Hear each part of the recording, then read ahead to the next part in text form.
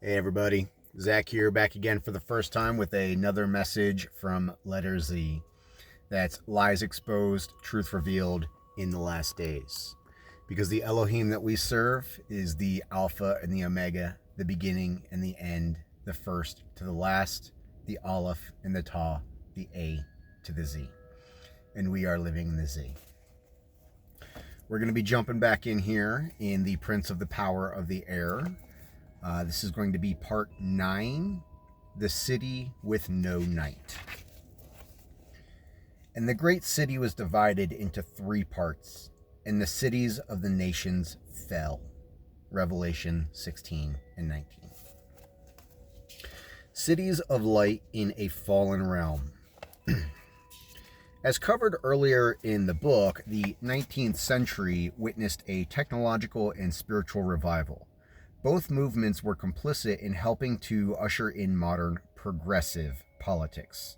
Feminism, multiculturalism, strong occult influences, and the dream of a united world. Even though the commissioner of the U.S. Patent Office had stated in 1899, everything that can be inverted has been inverted. New technologies were on the horizon which would continue to radically change everyday life. The bedrock that would make most all of these new devices possible was the strange, baffling force we call electricity. Although the arrival of electrification helped birth the modern era, it also marked an acceleration in the biblically prophesied last days. A mind-boggling age of knowledge, Daniel 12 and 4, through which the rulers of the darkness of this world were attempting to build a counterfeit heaven on earth. The first thing the holy Yahuwah spoke into existence during the 6 days of Genesis was light, Genesis 1 and 3. From the beginning of the 1800s and beyond, one of the most outstanding applications for the discovery of electricity was the creation of artificial light. This mirrored the spiritual condition of the age, an era of both knowledge and light, neither of which had roots in Yahuwah. Luke 11 and 35, 1 Timothy 4 and 1. Advances in lighting seem almost to have foreshadowed advances in thought. Professor John Carey has noted that the dawn of the Age of Enlightenment is usually put at the beginning of the 18th century, when street oil lamps first appeared in Paris, and that Nietzsche's announcement of the death of God, Yahuwah is who he would presume, coincided with the appearance of the electric light bulb. And that is from John Henley, Life Before Artificial Light. The Guardian, Guardian News and Media Limited, 31st of October, 2009. Get that last quotation. The appearance of electric lighting coincided with Nietzsche's The Death of God proclamation. In other words, the age of artificial light birthed an age of spiritual darkness. This is profound. When mankind thought it was evolving and getting smarter, it was actually becoming more foolish. Romans 1:22. Arc lamps preceded incandescent lamps, but both were experimented with throughout the 19th century. Gas lighting came before both, 1790s, but much of the public had misgivings about the technologies. In 1816, one newspaper derided the installation of gas lights, stating that it was an attempt to interfere with the divine plan of the world, which had preordained darkness during the nighttime. That is from Linda Simon, Dark Light, Harcourt Inc., San Diego, California, 2004, page 72. The article predicted that artificial light at night would embolden criminals, not deter them. The argument was that without the fear of darkness, drunkenness and depravity will increase. That is from Ibid, page 72. Our lightning fared no better. Robert Louis Stevenson, the author of Treasure Island and Dr. Jekyll and Mr. Hyde, echoed this sentiment after accusing arc light of being horrible, unearthly, obnoxious to the human eye, a lamp for a nightmare. That is from Linda Simon, Dark Light, Harcourt Inc., San Diego, California, 2004, page 72. I could have just said Ibid there, huh? Ibid 72. In the 1870s, Thomas Edison, the Wizard of Menlo Park, introduced a new incandescent light bulb. Although Edison was not the only developer of the invention, he is the one credited with it. What resulted from Edison's technology, however, was not so much the perfect light bulb, but the catalyst for a nationwide electric power grid. Edison's new bulb, in conjunction with the growth and spread of electric power, played a major role in transforming everyday life. Footnote: Thomas Edison was a Bible-rejecting pantheist who professed that nature was God, and there was no such thing as spirits or a soul. Believe it or not, his delusion of reality was not much different than the mythology behind the Star Wars films. He believed that countless microscopic intelligences called immortal units, or life units, were the life-giving force being behind all things. See Modern Mechanics and Inventions, October 1933, page 34 through 36. Although Edison was one of the key players in bringing artificial light to the world, he died on October 18, 1931, in complete and total spiritual darkness, rejecting the Messiah, Yahushua HaMashiach.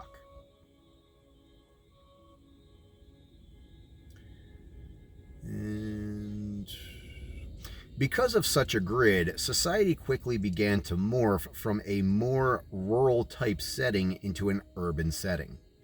Over the next 50 or so years, electricity became the standard in homes and businesses around the world. For the people of the time, the burgeoning ever-presence of electric lighting changed life as we know it.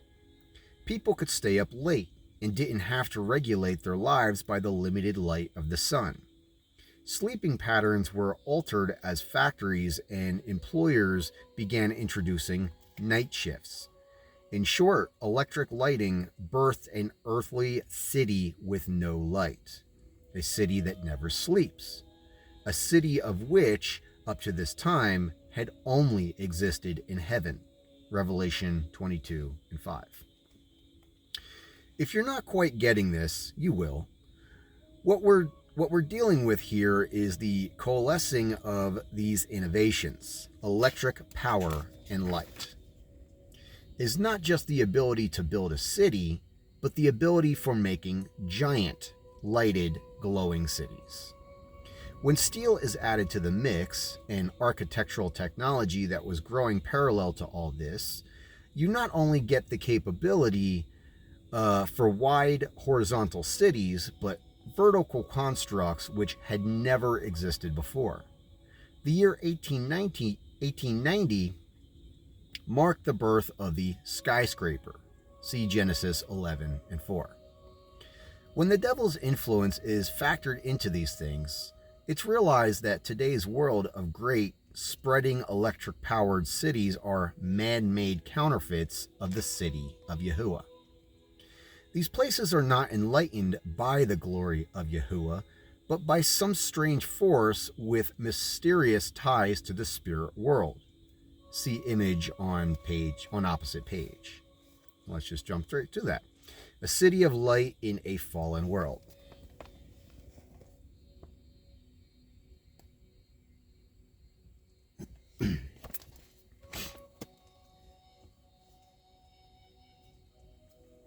Most people view the modern city as simply a part of urban technological evolution, being unaware of its spiritual significance. People don't think about the fact that such radical places have not existed for the majority of man's time on Earth. Most people don't consider these electrically illuminated places as a recent development, but that's what they are. But whether earthly cities are thousands of years old or the new electrified versions, Scripture does not have anything good to say about them. Here's an image of Herbert J. Yates' City That Never Sleeps. I think this is, it looks like this is a movie. City That Never Sleeps. Be interesting to check that out.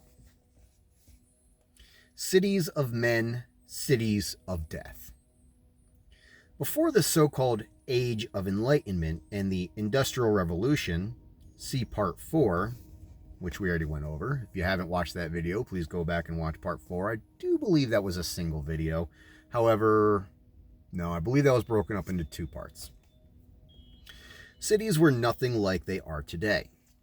Technology and industry have completely revolutionized this. There were no factories before this and no centralized means of employment for the average worker. Not only did the modern city bring these things with it, but along with this, other things were birthed. The Bible's history of the city shines a light on this matter. Many are unaware of the fact that the world's first city builder in Scripture was also the world's first murderer, Cain, a man identified as being of that wicked one. 1 John 3 and 12. The Bible shows that the first city was built after Cain went out from the presence of the Most High. Genesis 4:16. Meaning that Yahuwah was not involved with the building of Earth's first city. The world's first city was named in honor of the seed of the world's first killer. Cain's first son was Enoch, the name of the first city. Footnote: we know that Cain is the city builder here and not Enoch, for Enoch did not name his firstborn after himself, but called him Irad.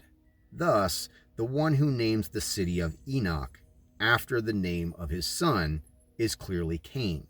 Genesis 4:17 through 18. And it just seems to be all these cities that are blue ran and in chaos and absolute turmoil and propose and want the most atrocious things that go against the wishes of the Most High, our Elohim above, that they all seem to be in the cities. Just coincidence, right? Everything's a coincidence. And Cain knew his wife, and she conceived, and bare Enoch. And he, Cain, builded a city, and called the name of the city after the name of his son, Enoch. Genesis 4:17. The Bible is clear that the building of the earthly city was not inspired by Elohim. Of course, Yahuwah could have just as easily built a city for the first man, Adam, but he didn't. Yahuwah's city is not scheduled to arrive until sometime in the future. See Revelation 21. Man-made cities arrive at the beginning of the Bible. Yahuwah's city arrives at the end. Another early mention of city in Scripture is tied to the first major insurrection against Yahuwah after Noah's flood. The building of the city and Tower of Babel. Babel represents the first consolidated effort of man to build an anti-Yahuwah world order. Genesis 11:1 through 9. The next mention of the word city is one that the Most High himself burned to the ground. Genesis 18 and 19. In fact, this was a group of cities, Sodom and Gomorrah, and the cities about them. Jude 1 and 7. While cities in and of themselves are not evil per se, these Bible verses do not cast their earthly origins in a good light. As we've mentioned, Yahuwah himself is the builder of a city, Hebrews 11 and 16. But the difference is that one type of city is built by fallen man with the technology of man, the other by the holy Elohim, Yahuwah, with the technology of Yahuwah. In stark contrast, the city of Yahuwah brings with it no more sorrow, no more tears, no more pain, and no more death. Revelation 21, 2 through 4. But the cities of man are marked by death. This is why we've pointed out that the first earthly city was built by a murderer. 1 John 3 and 12. Woe to him that buildeth a town with blood and establisheth it. Woe to him that buildeth a town with blood and establisheth a city by iniquity. Habakkuk 2 and 12. Woe unto them that join house to house, that lay field to field, till there be no place, that they may be placed alone in the midst of the earth. Isaiah 5 and 8. It's a statistical fact that crime increases with population density.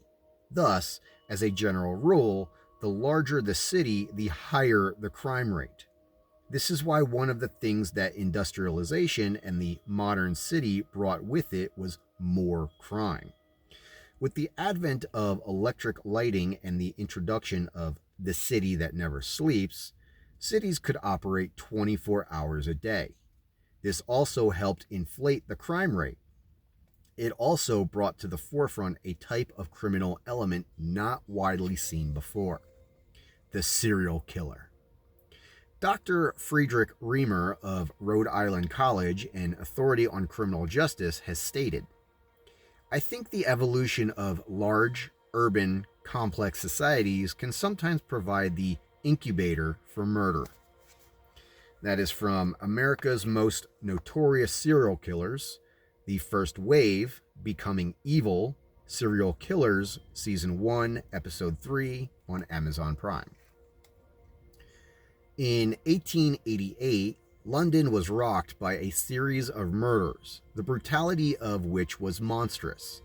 From these incidents arose the legend of Jack the Ripper, a man now labeled as the first modern serial killer.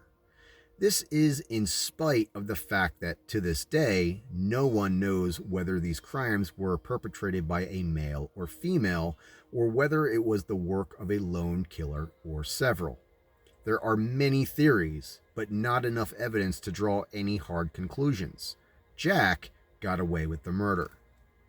Cities are murky places, hatching grounds for monsters. That is a quote by John Geddes, Geddes, Geddes, MD. 5 years later, across the Atlantic, the 1893 Chicago World's Fair was putting America's most advanced technology on display and celebrating the dawn of the electric age. One centerpiece of the event was the climax of the electrical Battle of the Currents. It featured the technologies of Thomas Edison, George Westinghouse, and Nikola Tesla.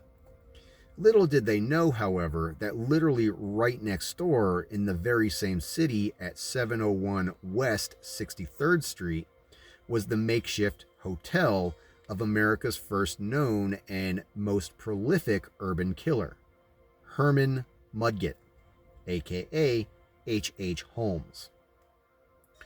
During the 179 days that the Chicago Fair was open to the public, over 27 million people were in attendance. By the close of the exhibition, reportedly hundreds of visitors had inexplicably disappeared. It was later discovered that Mudgett had refurbished part of an old pharmacy building to accommodate guests. But this drugstore makeover was obviously something more sinister. Allegedly, it contained trapdoors, chutes, maze-like hallways, an asphyxiation chamber, stairways to nowhere, fake walls and doors, and a dungeon with an operating table and a crematory oven. No one knows for sure how many fell victim to the maniac, but scores of human bones were later found in his foxtel, or fotel, I believe that is, fake hotel.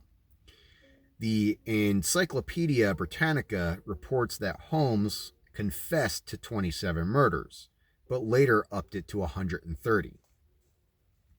That is from Jenkins, John Phillip, H. Holmes, Herman Mudgett, Britannica Encyclopedia Britannica Inc. Although the crimes of the Ripper and Mudgett were an ocean apart, they were harbingers of things to come. Both were a product of the new, burgeoning industrial era and the modern city. Even the police of the time admitted this evil was something new.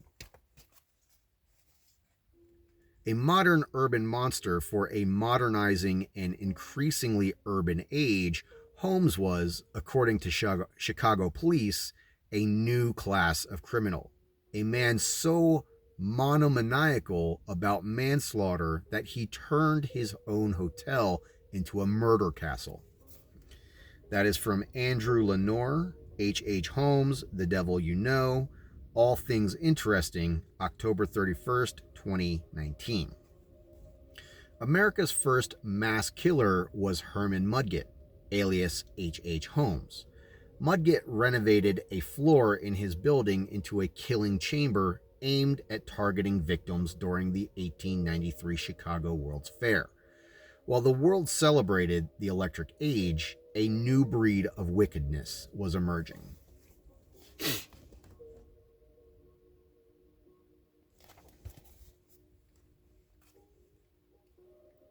Today, due to the ever-increasing urbanization of society, serial killers are becoming more and more frequent. Former FBI criminal profiler Clint Van Zandt estimates that there's maybe 50 serial killers operating in the United States at any one time. That is from The Unexplained, Season 2, Episode 15, Serial Killers, first aired Saturday, March 12th, 2021. That's nearly one killer per state, and that's all come about with the increased urbanization and electrification of the world, according to the Global Change Data Lab. By 1800, over 90% of the global population lived in rural areas. Urbanization in the United States began to increase rapidly through the 19th century, reaching 40% by 1900. By 1950, this reached 64% and nearly 80% by 2000. And that is from Hannah and Roser, Max Ritchie, Urbanization, Our World in Data, Global Change Data Lab, 2018. In 2007, world urbanization surpassed rural areas. By 2020, the world's urban population had swelled to over 4 billion, where 55% of the global population now lived in urban areas. As the world continues to be more and more technologically entwined, rural populations will continue to dwindle.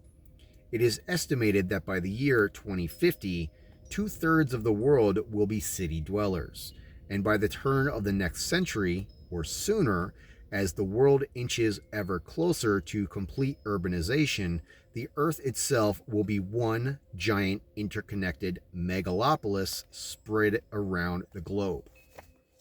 It's all part of their control. They want us in, close proximity. That's why they're trying to create the 15-minute cities. They want everybody to be subdued and reliant on them, because if everything is within 15 minutes, then they can control the travel. They can control how far you go. You'll need permits, and permissions to go outside of these 15-minute cities, and as time goes on, it will be less and less and less and less available to people that don't abide by their rules. Just look at China right now. Look at what they're doing over there, and it's absolutely evident they're trying to make America into China. They want a communist dictatorship, but they're not going to come right out and say it. They are tricky. They are very, very tricky, and they are liars. But the electric car, so that they can basically create robots. They're all robots. Every single one of them has a single, flip switch mindset, where one robot learns at one time. They all immediately learn at the same time. They can turn your car on and off. They can give you, carbon taxes and say, oh, well, you ate too much red meat. You bought too many, of this item that we don't want you to buy. It's all part of the central banking digital currency, CBDCs. They want to have a programmable currency where it's a true fiat system, where the money and value is literally made up as they deem. They give you what they want. They take what they want. Say no. Fight this with every fiber of your being. Don't just give in. That's what they want. What percent of the world's population lives in a city? The rate of growth from 1700 to 2016. United States urbanization growth, which is indicated by these dotted lines. I'm going to show you an image in just a second. And world urbanization growth by the solid lines. Our worlddata.org/urbanization chart based on UN World Urbanization Prospects 2018 and historic sources. It's percent of population urbanized. Go ahead and screenshot this so you can get a good view of that. Again, they all want us to be easily controlled. That's why they don't want people to have their own farms. They don't want people to own their own land, because if you can grow your own food and if you can become self-sufficient, then you're not going to be reliant on them. They want you stuck in stuffy little houses, cookie cutter houses, that if anybody is looking at these, I see them popping up all over the place, and they're designed by people who hate people. They're hideous. They're ugly. They're multicolored. They look disgusting. They seem out of place in any type of rural area. They're trying to urbanize and modernize everything, and it looks ugly. It looks like people, again, who hate people. And they want you all stuffed into these cramped little homes and paying these outrageous and exorbitant prices that just keeps going up and up and up. Anyway, rant over. The chart above shows the explosion in urbanization over the advent of the 19th century electric age. The growth of urban living has been phenomenal, and it is on track to consume much of the rural world in the coming years. Megalopolis is a compound word denoting a very large, heavily populated urban complex. This word originates from the Greek word megas and polis, and means great city. Without modern technology, and especially electricity, these modern networked superstructures would not be possible.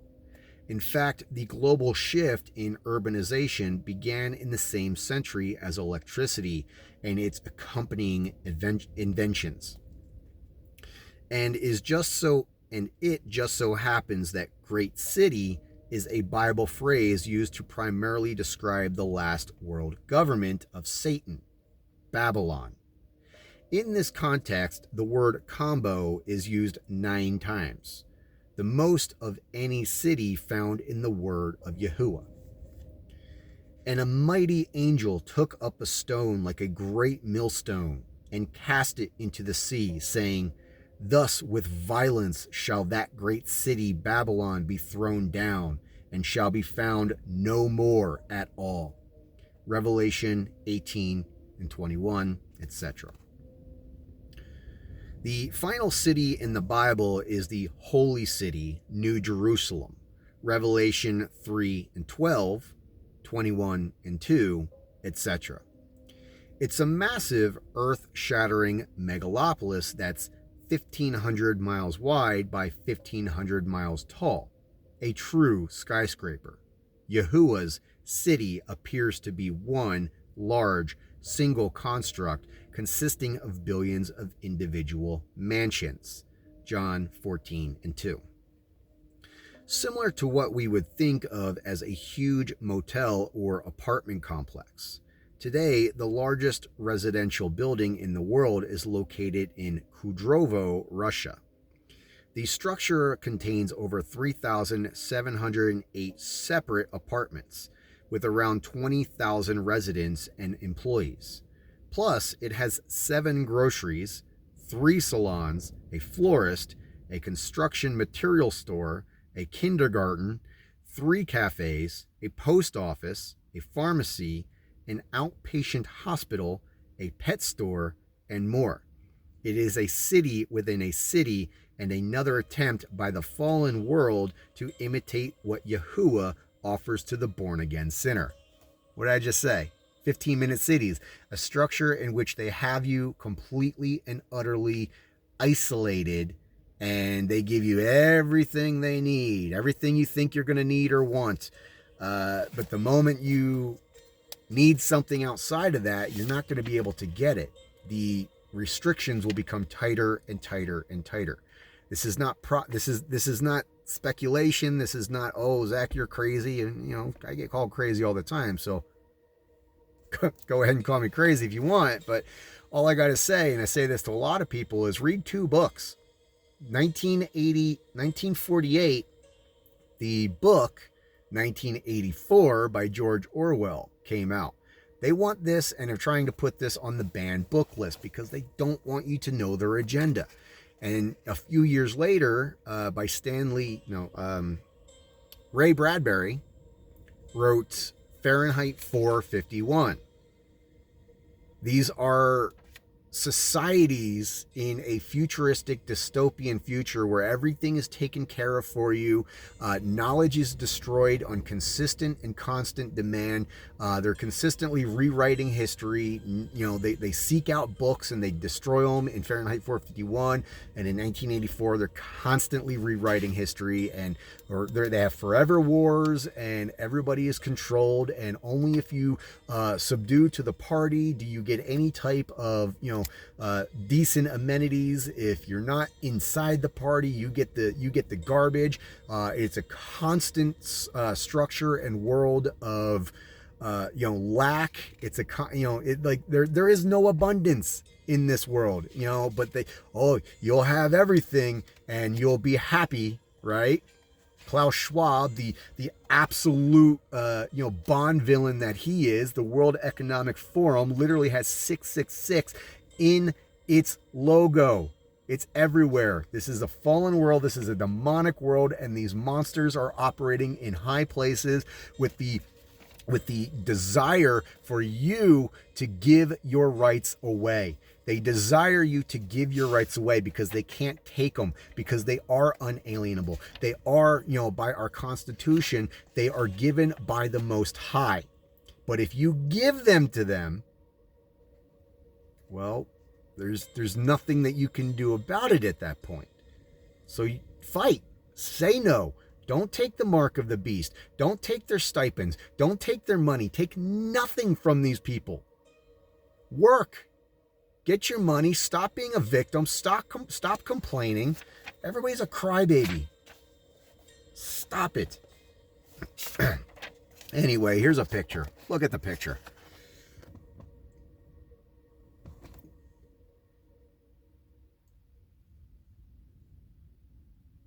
This is what they want you to live in. They want you to live in this, where everything is taken care of for you and you have no actual freedom. You think you do, you don't. However, the final great city in Scripture is Yahuwah's city, the city which Satan is currently attempting to imitate on earth. And he carried me away in the spirit to a great and high mountain, and shewed me that great city, the holy Jerusalem, descending out of heaven from Yahuwah. Revelation 21 and 10. Yahuwah's city is a place of life, the last city named in the Bible. Man-made cities are places of death, the first city named in the Bible. This is why there are no godly cities anywhere in this world, including Vatican City. That place is evil. There are a few Yahuwah-fearing individuals and perhaps some godly communities, but there are no godly cities or nations. The first Yahuwah-fearing man on this earth was a farmer who lived in a garden and tilled the ground. But it took a murderer to build a city. Genesis 2, 5 through 8, and 4 and 17. Of course, if you live in a city, this doesn't mean you're damned because of it or anything like that. These are simply the facts of a fallen world. There will be no godly city anywhere on this earth until Yahuwah himself places one upon it. Revelation 21. Until that time, man is going to try his best to build a utopia himself, a feat that is doomed to failure. Except Elohim build the house. They labor in vain that build it. Except Yahuwah keep the city. The watchman walketh but in vain. Psalms 127 and 1. Today, the modern city is taken for granted, but even so, society is not done molding them. In the 21st century, new types of cities are beginning to take shape, which will absorb the older, outdated ones. These modern metropolises represent a merger of technologies, including electricity, advanced electronics, and computer networks. Such places will be even greater imitations of Yahuwah's city than those of the past, and to attempt to blindly lead mankind into it. These new constructs have been dubbed smart cities. Smart, S-M-A-R-T, or as Homer Simpson would say, S-M-R-T, I am so smart. Surveillance, monitoring, analysis, reporting technology. Smart cities. It is all for the purpose of control. Your smart TVs, your smart everything, all of it. It's all for the purpose of control. They want you to live in servitude, truly. And you know what they were just saying at the end there, they're going to be tearing down cities and then building cities on top of it. And if you look at the predictive programming, Simpsons, if anybody's been paying attention, they have a completely pretty solid track record for predicting things. And you can claim, we write everything and we've done this, we've done that. Yeah, but it's incredibly uncanny, the things that they have legitimately nailed to the T. There's another show by the same creator, which is called Futurama. And in New York, it's built on the old remnants, the remains, the torn down city of New York, and they literally just built on top of it. And that's not just television. There are places on this earth where they literally have built over old cities. There are underground cities, DUMBs, deep underground military bases. The Grand Canyon has an entire underground city built into it they don't want you to know about. There's so much information out there. Please don't just take anything I say for granted. Please don't just say, Zach said it, so it must be true. No, look it up for yourself, please. Everything I say is provably documented. And I had somebody tell me once that, of course it's provably documented because somebody documented it. Okay. Well, I could say the same thing about, like Billy Carson, who has absolutely no discernment whatsoever. He reads all the texts and does not identify between truth and lie, and puts this puzzle together and reads from these documents like the Emerald Tablet, where there is literally no documented evidence whatsoever that this tablet ever actually existed. You can go on Amazon and you can buy a copy of it because somebody wrote it. But it's made up. There's no evidence to it have actually ever been found. It doesn't exist. It's a story made up, just the same as Harry Potter or Star Wars. But again, there is predictive programming. I don't know. Rant over. I love you. Have a good day. See you in the next video.